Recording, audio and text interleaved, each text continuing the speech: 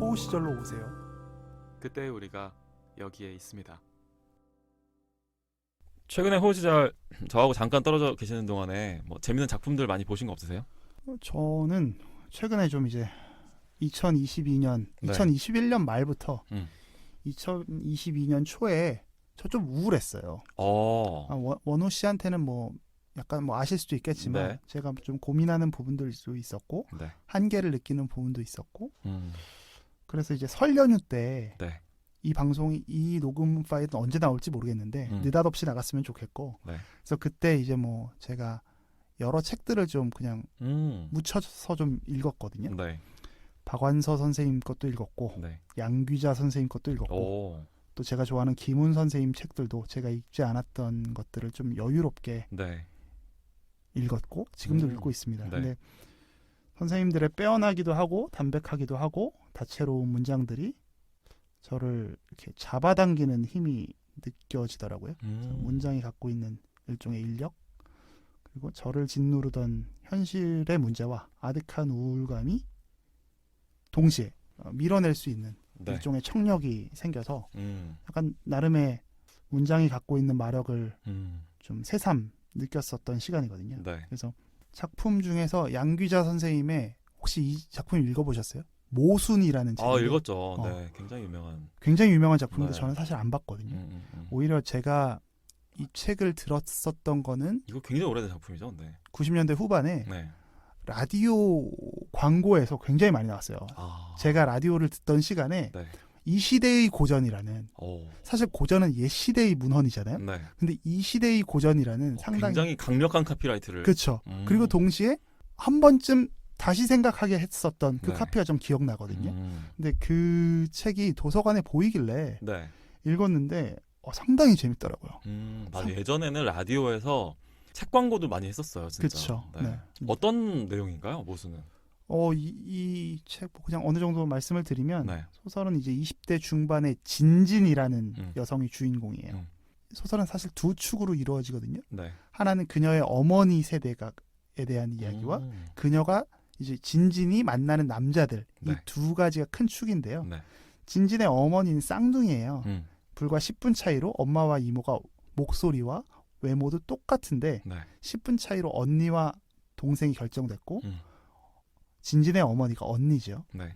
근데 10분 먼저 태어났기 때문에 중매도 음. 엄마가 먼저 왔잖아요. 네. 그렇게 해서 결혼을 하게 됐고 음. 진진의 아버지는 엄마를 뭐 매질을 하는 일종의 가정 폭력 그 동시에 이제 한량이었죠. 네. 그래서 막 집을 떠나는 옛날에 그런 남편들 많았어. 굉장히 그래서 궁벽한 삶을 살게 됐고 엄마는 점점 억척이 되어 갑니다. 네네. 반면에 10분 늦게 태어난 이모는 굉장히 번듯한 아주 계획적이고 치밀한 사업가와 결혼해서 네. 우리가 볼 때는 뭐 지금으로 따지면 강남에 있는 저택 같은 걸까요? 강남에 저택이 있다면 상상이 안 가는데 아무튼 땅값 비싼 곳에서 네. 엄청나게 세련된 삶을 살고 있는 이모를 또 보고 있죠. 네. 진지는 그 안에서 동시에 결혼 정년기가 돼서 그 시대 네. 때는 25살이 결혼 정년기였나 봐요. 그렇죠. 진진은 나이가 20대 중반인데 그래서 진진에게 다가오는 사람들을 또 그 남자들을 일정 부분 자신의 아버지와 혹은 자신의 이모부의 캐릭터들이 섞여 있어요. 그걸로 이제 가늠해 보는 거예요. 네. 그녀의 인생이 어떻게 진행될 것인지. 그 과정에서 느껴지는 어떤 모순이란 책 제목처럼 네. 어떤 삶의 모순들 그리고 가치와 자신이 행동하는 것이 상충되는 자신이 끌리는 것과 자신이 지향하는 것이 자꾸만 모순되는 것을 진진이 느끼거든요. 그래서 최종적으로 어떤 사건이 발생을 하면서 네. 진진이 새로운 걸음을 걷게 되는데 그런 내용인데 굉장히 재밌고 뭐 쉽게 읽지만 상당히 잘 썼다 이런 생각하면서 읽었어요. 근데 이렇게 듣기에는 네. 한 여자의 인생은 남편이 결정한다 약간 이런 내러티브처럼 느껴지는데 그런 요소가 좀 있는 작품이네요. 그런 요소가 그 어머니 세대를 통해서 네. 느껴지는 부분은 있고 조금 약간 시대 산물이니까 이 작품도. 그렇죠. 그렇지만 동시에 진진이 그 남자들을 결정해가는 과정은 아하. 네, 또 꼭 어허. 그렇게 어떤 그런 불편함이 느껴지진 않았어요. 그래도 극복하려고 하는 네, 한 네. 여인의 분투를 그리고 네, 있는. 네. 자신의 인생을 선택해 나가는데 음. 오히려 그 아버지나 자신에게 다가오는 남자들이나 네. 이 부분에 있어서 그건 이제 캐릭터인 거고 네. 내 인생을 어떻게 내가 살아갈 것인지를 분기점이 되는 부분들을 오히려 포커스를 맞춘 것 같아요. 그렇군요. 네, 상당히 재밌었습니다.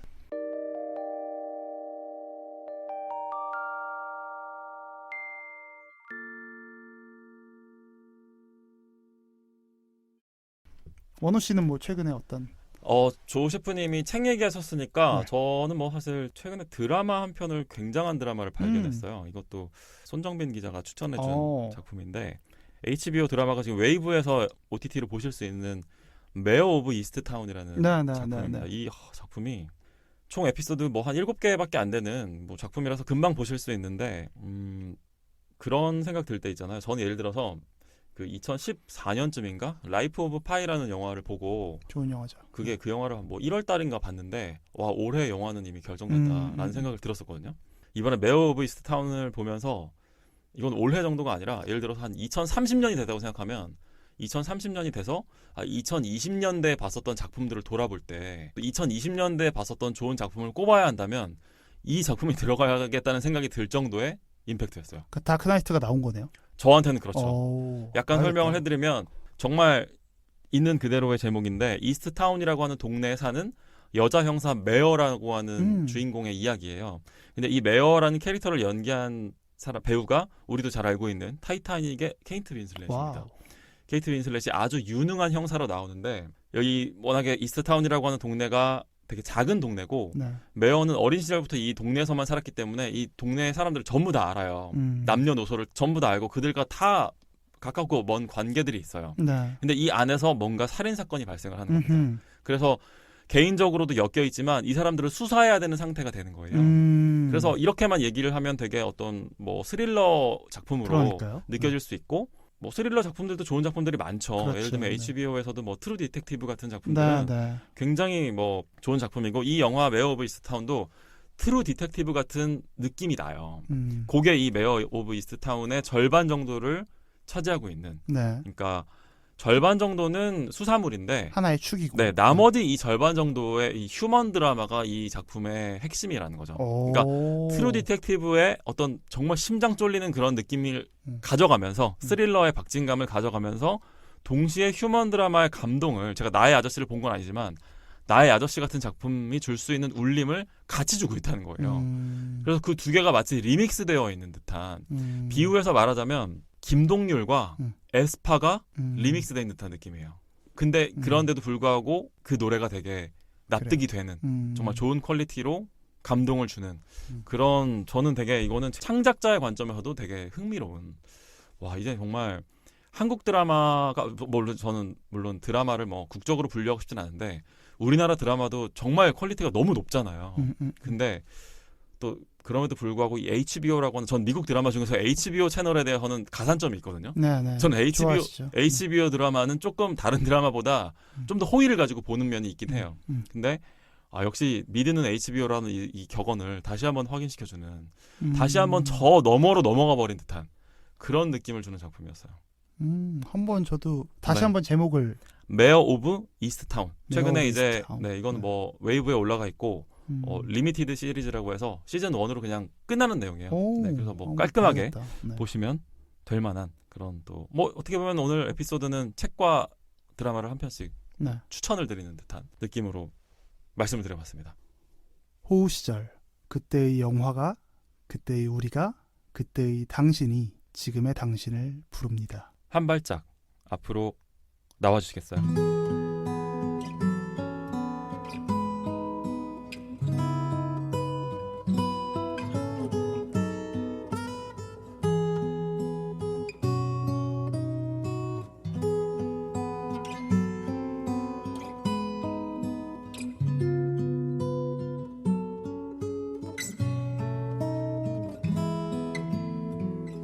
우리의 호우 시절